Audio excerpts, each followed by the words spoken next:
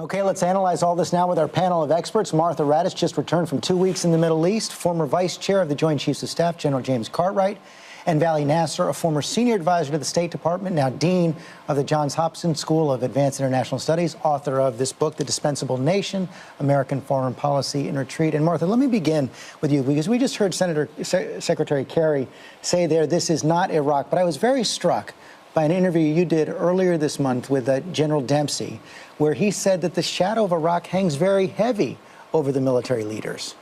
I think it does. I think they look at that all the time, and it always hangs over the American public, too. This idea that the public and that the military is war-weary, the American public and the military is war-wise. They've been through this before. And what struck me this week is listening to the President and Secretary Kerry say, this will not be an open-ended commitment. I don't know how you say that, because this could be a chronic problem. Their mission, if it's narrow to deter and prevent any use of chemical weapons, what if they do it again? You would have to go back and attack again. So I think it's pretty hard to say it wouldn't be open-ended in some way. And General Dempsey told you the application of force rarely produces, and in fact never produces, the outcome we seek. Let me take that to you, General Cartwright. You've been in the room. You've been in the Situation Room when decisions like this are made. Take us inside as best you can, this conversation between the President and General Dempsey, where he comes to him and says, hey, you know, we've ramped all this up, but can we hold off on a strike? You know, I think it starts at the tactical level. The first question is, can the forces, the posture, stay on station for a month or 2 months until we go to Congress, until a decision is reached? And the answer to that is yes, they can do that. The second question is, will the targets stay that they have used or planned to carry out this strategy? Will they be there when we go, or will they be moved and be someplace else? And again, most of the targets associated with this limited strike are fixed. They're buildings, they're facilities, they're areas, so they're going to be there. So and try to detail as best as you can what these targets are. As far as I understand, we're not going to strike the stockpiles of chemical weapons. No, you won't stop. You would not want to strike the stockpiles, because the dispersal of the gases and the chemicals would affect large areas around that activity. But what you want to try to touch is in this idea of prevent, which I don't think is possible, but the idea of deterring the use of these chemicals in the future. You want to go at the facilities. You're going to want to go at the places where production is done. You're going to want to go at the places where potentially they would move across channels of communication, bridges, things like that, that would allow them to move it. I mean, they're looking at all of the command and control in this area. So the question becomes, are those targets going to be valid a month from now? Or will they be moved, et cetera? They're not going to move. And Vali Nasr, we've gotten some early indications from Syria. Again, we saw Terry Moran say that Assad regime is declaring victory. I wonder how this is seen in the rest of the region. The President says that if we go to Congress, it's going to be a sign of strength. Is that the way it's seen in the Middle East? Well, if the Congress were to decide very quickly, yes. But the perception is that the decision is now thrown into the gridlock of American politics, and that doesn't really give a sense that either Assad would think that if he did this again, there would be an easy decision, or our allies would think that America is ready to make quick decision. This is going to be effective.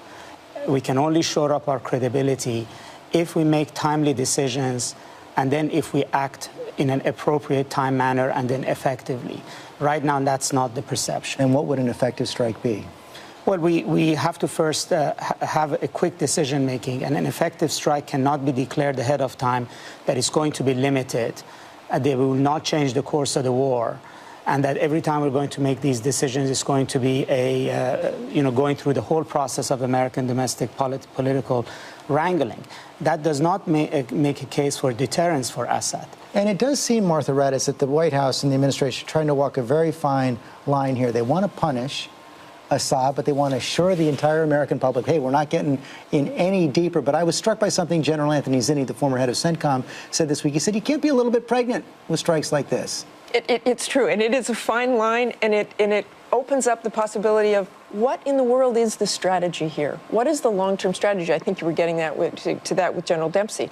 What are we trying to do eventually with this narrow strike? And what will the effect of that strike be, not only here at home, but in Syria, but the entire region? And now he's forcing, essentially, Congress to walk the red line that he drew. And General Dempsey, is it fair to conclude, and I've seen a fair amount of reporting on this, that the military overall is skeptical of the effectiveness of very limited strikes like this?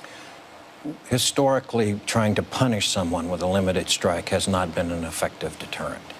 And so the question becomes, what is the strategy? Are we trying to punish, and then are we trying to deter from use of the chemicals in the future and retaliation in the future? And if that's the case, then what is the appropriate target set? What is the appropriate military action that would at least lead us in that direction? And one of the things the region has seen, Vali Nasr, though, is a president who has done just about everything he can to avoid getting excessively entangled in the conflicts of the Middle East. Well, to get entangled at all. And I think that's still his message, that he wants only to punish Assad because he violated the red line. We don't want to get involved in Syria. We don't have any view about how this war ends. We're not articulating what is at stake here. We're still not engaged. And the message to Assad also is that we don't want to get engaged, that we talk about deterrence, but the critical deterrence is American decisiveness and commitment to the region. And unless and until that's there, I don't think we are either impressing our allies or we're really threatening Assad. Okay. And George, it really does have to go back to that red line comment the president made.